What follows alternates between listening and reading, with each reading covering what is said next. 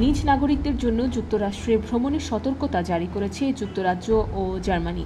মার্কিন president Donald ট্রাম্পের অভিবাসন নীতির পরিপ্রেক্ষিতে দেশ দুটি এই সতর্কতা জারি করে।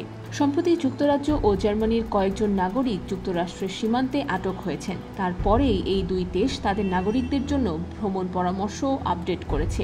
যুক্তরাজ্য তাদের নাগরিকদের প্রতি সতর্কতা জারি করে জানিয়েছে, যুক্তরাষ্ট্রের অভিবাসন আইন কঠোরভাবে বাস্তবায়ন করা হয় এবং যদি কেউ আইন ভঙ্গ করে তাহলে তাকে আটক বা নির্বাসিত করা হতে পারে।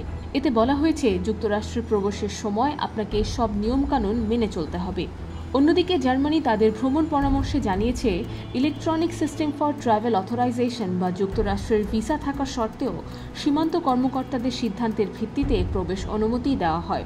জার্মান সরকারের পরামর্শে বলা হয়েছে, প্রবেশের সময় আপনার ফেরত যাত্রার প্রমাণ নিয়ে আসা উচিত।